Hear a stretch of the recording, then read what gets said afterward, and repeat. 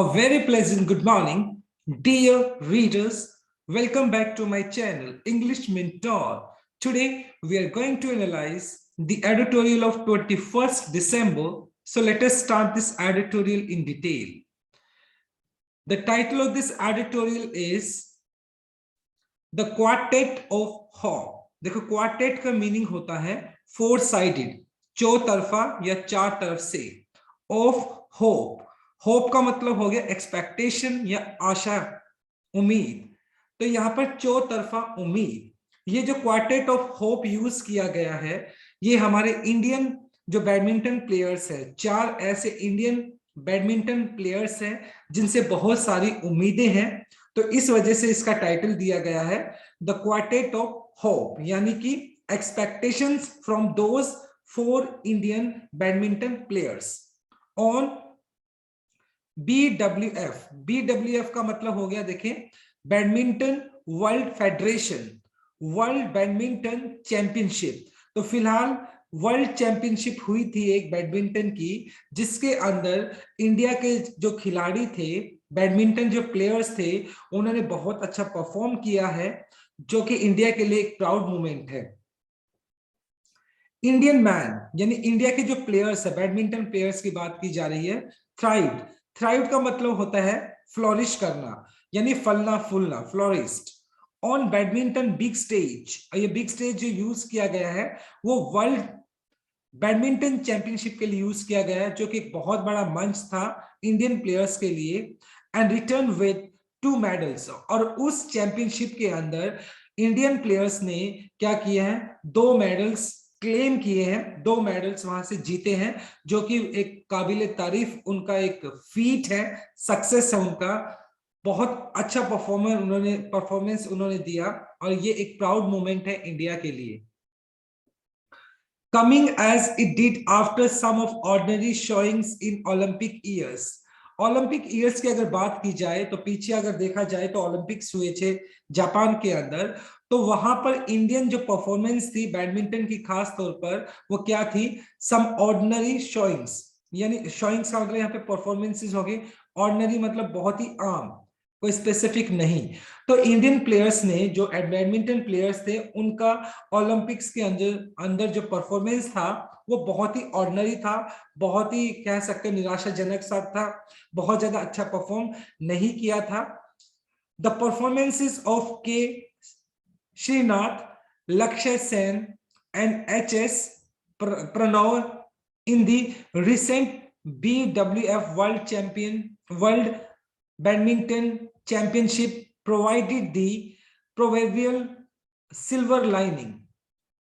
देखें, तो फिलहाल जो एक वर्ल्ड बैडमिंटन चैंपियनशिप हुआ, जिसके अंदर हमारे जो 3 बैडमिंटन प्लेयर्स हैं, के श्रीनाथ, लक्ष्य सेन और थर्ड जो HS प्रणॉय है, उन्होंने बहुत ही एक्स्ट्रा ऑर्डिनरी परफॉर्मेंस किया वर्ल्ड बैडमिंटन चैंपियनशिप के लिए, और उनकी उस परफॉर्मेंस से हमें क्या दिखाई पड़ा, सिल्वर लाइनिंग।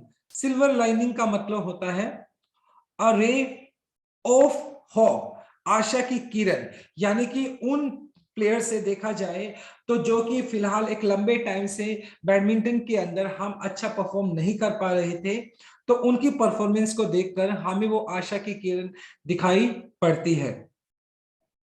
द ट्राइयो, ट्राइयो का मतलब हो गया 3 साइडेड कह सकते हो, 3 लोगों के लिए यूज किया गया है। रैंक्ड बिटवीन 14 एंड 19, और ये जो तीनों के तीनों खिलाड़ी हैं, नंबर 1 श्रीकांत, लक्ष्य सेन, HS प्रणॉय, इनका अगर वर्ल्ड रैंकिंग की बात की जाए बैडमिंटन की, तो 14 से 19 के बीच में ये तीनों के तीनों खिलाड़ी रैंक करते हैं, जो कि अच्छी रैंकिंग है इन द वर्ल्ड बैडमिंटन के अंदर। Get crest into the quarter finals, get crest into, ऐसे क्रेस्ट का मतलब होता है टकराना होता है, इट मींस यहां पर हो गया बहुत अच्छा परफॉर्म करते हुए ये तीनों के तीनों खिलाड़ी क्या है, क्वार्टर फाइनल्स में चले गए। एंड बिफोर यंग लक्ष्य क्लेम द ब्रॉन्ज मेडल, और उसके बाद मतलब क्या है, जो लक्ष्य सेन है उन्होंने ब्रॉन्ज मेडल क्लेम किया। And Srikanth gave the country it first world silver in medal singles, man single. और जहां तक अगर श्रीकांत की बात की जाए तो उसने क्या किया है, इंडिया को सिल्वर मेडल दिलाया है मेंस सिंगल्स के लिए, जो कि अपने आप में एक बहुत बड़ा अचीवमेंट है। दिस हार्ट वार्मिंग का मतलब हार्ट टचिंग कह सकते हो, दिल को छू लेने वाली। डिस्प्ले का मतलब परफॉर्मेंस हो गया, और ये जो परफॉर्मेंस थी इन खिलाड़ियों की दिल को छूने वाली थी। लेसन का मतलब करना यहाँ पर कम कर देना, रिड्यूस कर देना द डिसअपॉइंटमेंट, होपलेसनेस, निराशा को, यानी कि उनका जो हार्ट टचिंग परफॉर्मेंस था उसने निराशा को कम कर दिया था। वो निराशा क्या थी? Following defending women's championship, PV Sindhu quarter final loss. और उसी पर्टिकुलर अगर चैंपियनशिप में बात की जाए तो हमारा जो बैडमिंटन स्टार है पीवी सिंधु, वो क्वार्टर फाइनल्स में हार गई थी, जिसकी वजह से बहुत सारी डिसअपॉइंटमेंट हुई थी। और उस डिसअपॉइंटमेंट को कम करने में कहीं ना कहीं ये जो प्लेयर्स हैं, जिसके अंदर लक्ष्य सेन, श्रीकांत और एच.एस. प्रणॉय है, उन्होंने उस डिसअपॉइंटमेंट को काफी हद तक कम कर दिया। इनफैक्ट आखिरकार द ट्रू मैग्नीट्यूड का मतलब हो गया significance, importance and timing of the performance of these man. और कहीं ना कहीं ये जो उनकी परफॉर्मेंस है उसकी सच्ची जो एक सिग्निफिकेंस है, महत्व है, अहमियत है एट द सेम टाइम, और उसकी जो टाइमिंग है, सही समय पे उन्होंने जो परफॉर्म किया है। किसकी बात की जा रही है? श्रीकांत की, लक्ष्य सेन एंड एस.एस. प्रणॉय की बात की जा रही है, कुड बी अंडरस्टूड। और उनकी ये जो ट्रू मैग्नीट्यूड की बात की जाए, उनकी उस परफॉर्मेंस की सच्ची अहमियत की बात की जाए तो वो समझी जा सकती है बेटर, अच्छे से, when seen against the backdrop. Backdrop का होता है पृष्ठभूमि, मतलब पीछे से कोई चीज को देखा जाए तो, of the failed crop of Indian team talent in the past decade. Crop फसल होता है, टीन यंगस्टर हो गया, talent in the past decade. अगले पिछले 10 सालों से देखा जाए तो इंडिया के अंदर कोई भी अच्छा बैडमिंटन प्लेयर नहीं आया है, और लगातार हमें फेलियर को देखना पड़ा है। और उस फेलियर के बावजूद भी इतना अच्छा परफॉर्म करना वर्ल्ड बैडमिंटन चैंपियनशिप के अंदर, इट इज प्रेज वर्दी, इसकी तारीफ होनी चाहिए। And these fellows, these badminton players should be complimented for their remarkable feet, achievement के लिए उनको क्या किया जाए? कॉम्प्लीमेंट किया जाना चाहिए। If no serious talent has emerged in the last decade, not serious मतलब यहां पर कह सकते हैं ना, गंभीर टैलेंट, एक बहुत अच्छा टैलेंट हैज इमर्ज्ड यानी नहीं उभरा है। पिछले एक डिकेड से 10 सालों से कोई भी एक अच्छा खिलाड़ी बैडमिंटन से नहीं निकल कर आया है इंडिया के अंदर। अमंग द लेडीज, जहां तक महिलाओं की बात की जाए तो कोई भी अच्छा प्लेयर वहां से निकलकर नहीं आया है। And the recent rise of Lakshya Sen is an exception in the dismal. Dismal का मतलब होता है होपलेस, निराशा। स्नैरियो का मतलब होता है अजम्पशन या कोई दौर की बात की जाए इन मैन सिंगल। और मतलब महिलाओं की स्थिति तो बुरी थी ही इन केस ऑफ बैडमिंटन की अगर बात करें, पिछले 10 सालों से वहां से कोई भी अच्छा खिलाड़ी निकलकर नहीं आया है। But at the same time अगर देखा जाए तो मैन सिंगल्स के अंदर भी ऐसे ही हालात हैं। अगर लक्ष्य सेन के लक्ष्य सेन जो है वो एक एक्सेप्शनल केस है, वो एक अपवाद है, अदरवाइज मैन सिंगल्स के भी अंदर भी ऐसा ही हाल है। पिछले 10 सालों से बैडमिंटन के अंदर कोई भी सीरियस टैलेंट उभर कर नहीं आया है। इमर्स्ड का मतलब होता है उभर कर आना। So this is our very first slide. Now let us discuss the grammar concept. देखो, थ्राइव्ड यहां पर आपने V2 यूज किया है, और ये रिटर्न्ड यहां पर भी V2 यूज किया है, जो कि आपका पास्ट इंडेफिनाइट हो गया। सिल्वर लाइनिंग एक आपका सिल्वर लाइनिंग आपका एक ईडियम है जिसका मतलब होता है अ रे ऑफ होप, जिसका मतलब होता है आशा की किरण। कुड बी अंडरस्टूड, कुड आपका मॉडल वर्ब हो गया, उसके बाद आपने B plus third form use कर लिया जो कि आपका पैसिव स्ट्रक्चर हो गया। हैज इमर्स्ड, इमर्स्ड का मतलब होता है किसी चीज का उभरना, और हैज के बाद आपने थर्ड फॉर्म यूज किया जो कि आपका प्रेजेंट परफेक्ट हो गया। Now let us move on to our second slide. A closer look, और मतलब नजदीक से अगर देखा जाए, रिवील्स, रिवील्स का मतलब होता है शो करना, उजागर करना। अगर नजदीक से मतलब इन परफॉर्मेंस को देखा जाए तो ये दिखाता है, शो करता है that India has only one serious pair each in men's doubles and women doubles. और जहां तक अगर इन सीरियस परफॉर्मेंसेस को देखा जाए तो इंडिया के पास मेंस और विमेंस में देखा जाए तो सिर्फ डबल्स के अंदर ही क्या है सीरियस पेयर है, but none in mix doubles, लेकिन मिक्स डबल्स के अंदर नहीं है। डबल्स के अंदर है लेकिन मिक्स डबल्स के अंदर इंडिया के पास सीरियस पेयर नहीं है।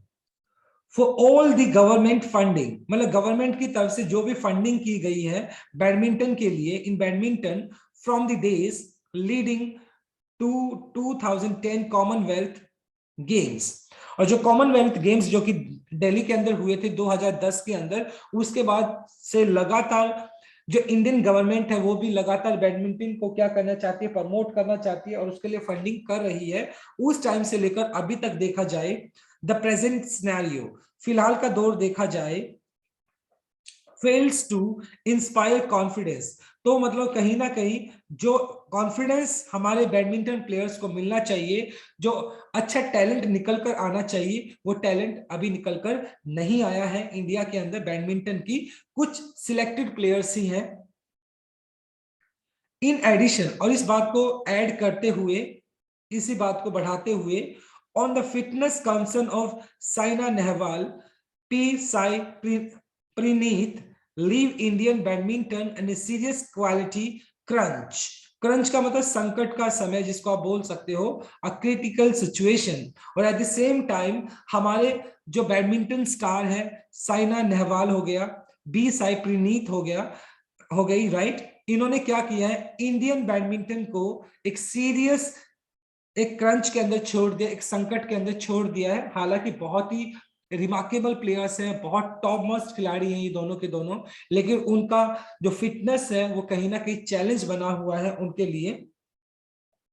गिवन दिस बैकग्राउंड, बैकग्राउंड का मतलब पृष्ठभूमि, और गिवन का मतलब कंसीडर करना, और इस चीज को कंसीडर किया जाए, फिटनेस को कंसीडर किया जाए, व्हाट श्रीकांत 28, जिसकी एज 28 ईयर है, लक्ष्य सेन जो कि 20 साल के हैं, अचीव्ड इन हुलेवा स्पेन, जो कि एक पर्टिकुलर जगह है स्पेन के अंदर, यहां पर वर्ल्ड बैडमिंटन चैंपियनशिप हुई थी, और वहां पर श्रीकांत 28 ईयर्स ओल्ड और लक्ष्य सेन जो कि 20 साल के हैं, और उनकी ये जो परफॉर्मेंस है और उन्होंने ये जो मेडल अचीव किए हैं वो वाज वेरी सिग्निफिकेंट, और उनकी जो परफॉर्मेंस है वो अपने आप में क्या है, बहुत ज्यादा अहमियत रखती है। सिग्निफिकेंट का मतलब अहमियत रखना।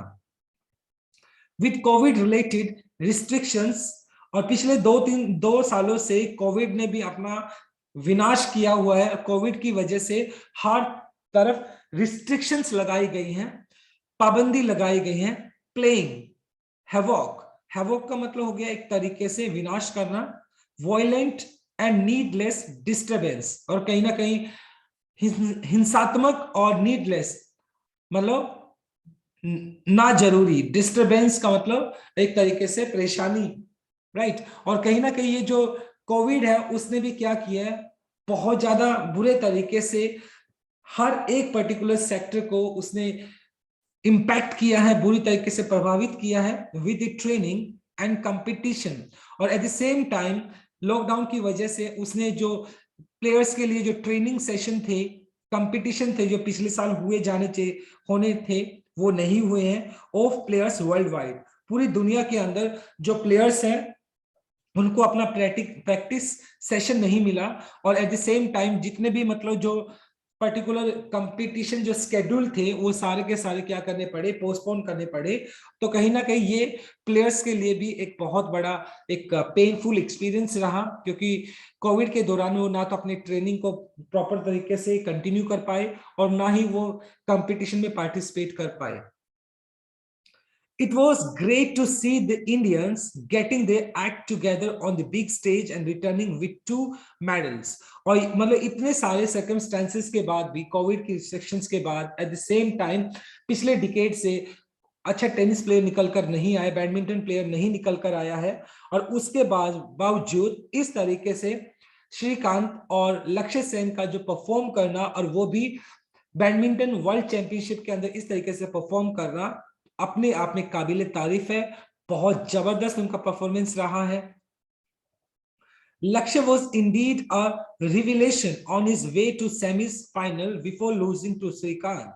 और लक्ष्य जो कि 20 साल के हैं, यंगेस्ट प्लेयर है, was indeed का मतलब सचमुच, रेविलेशन का मतलब होता है एक तरीके से एस्टोनिशिंग डिस्क्लोजर, एस्टोनिशिंग का मतलब होता है शॉकिंग, डिस्क्लोजर का मतलब किसी चीज का उजागर होना। तो कहीं ना कहीं लक्ष्य का जो परफॉर्मेंस था वो शॉकिंग था। क्यों?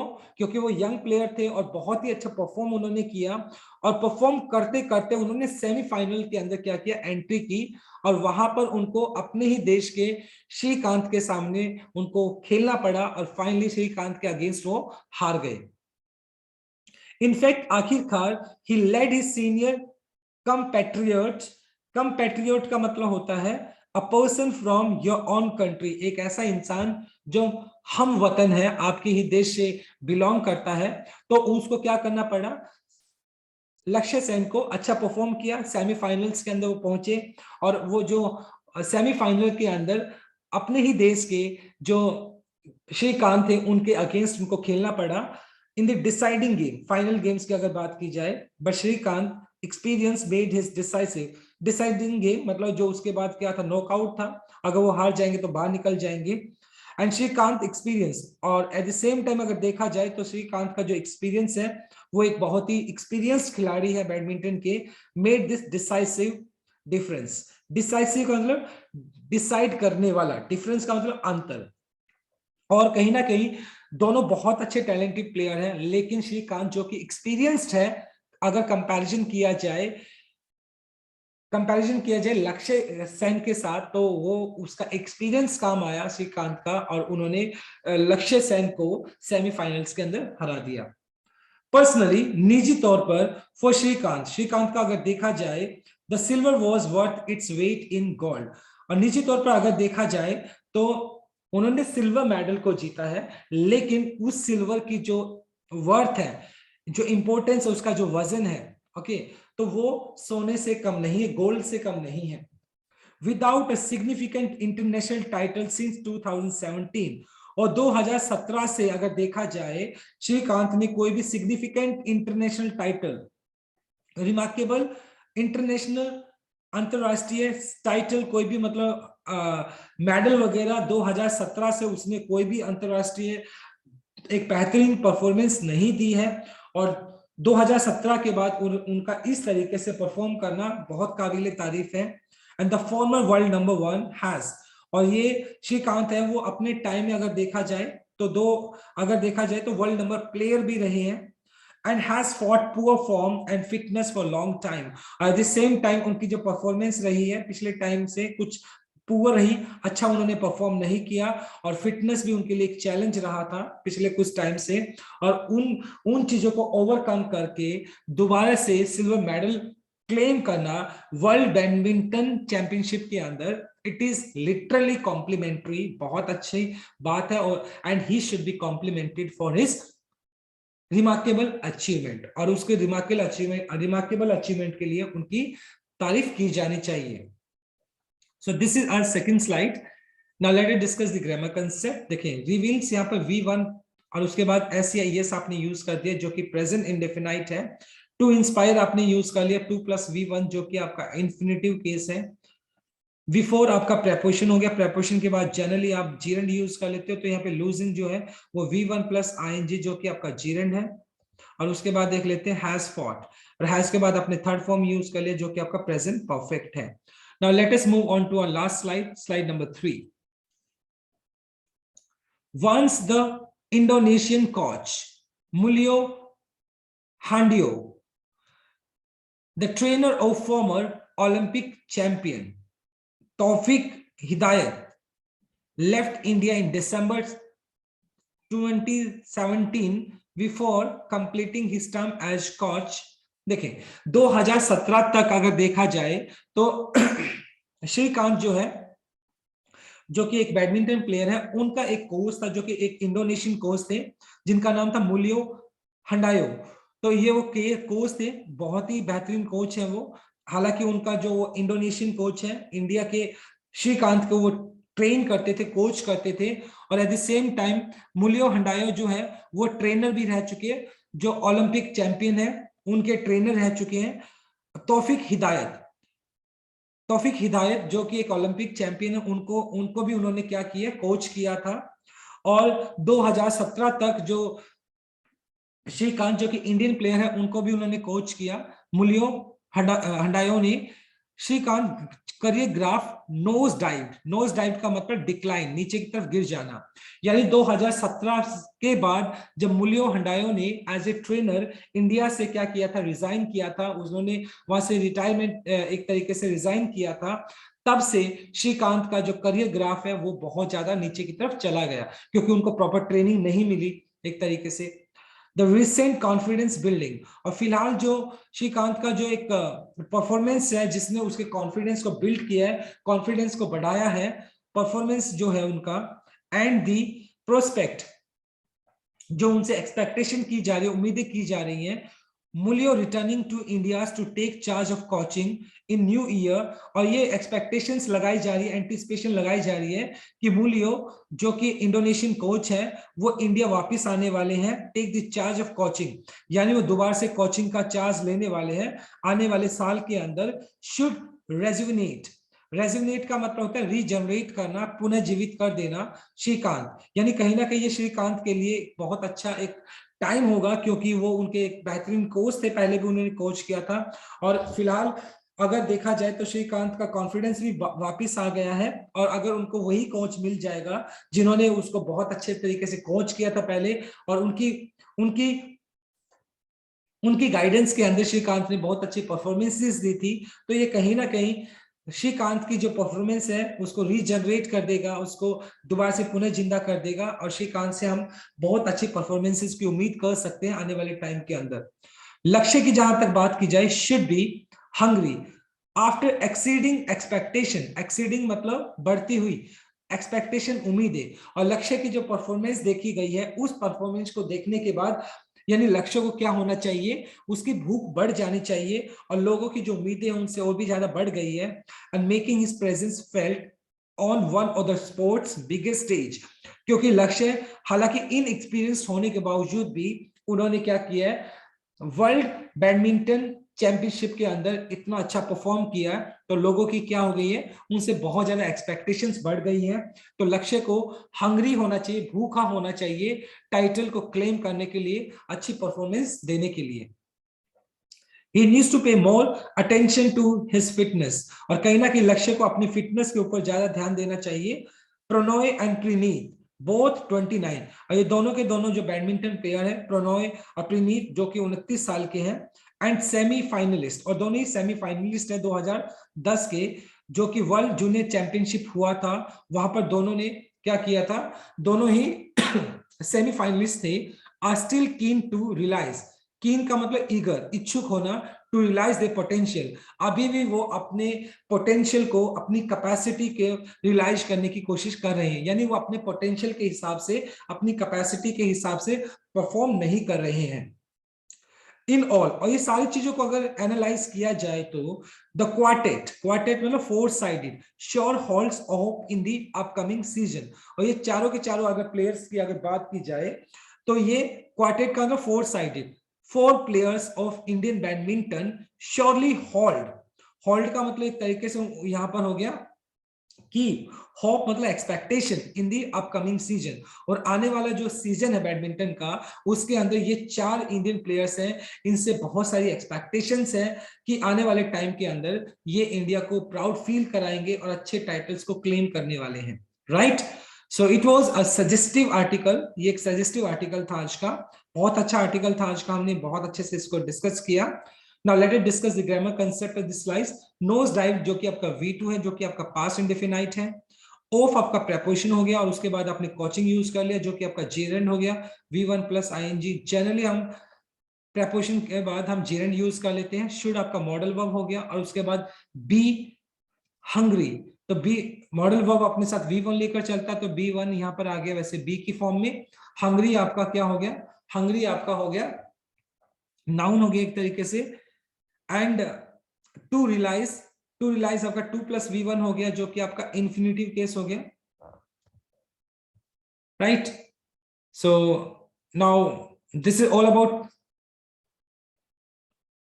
from this article, my dear student. Thanks for watching this video. Do like, share, comment, and subscribe to my channel. So tomorrow I'll continue with another article. Till then, bye bye, take care, and have a nice day.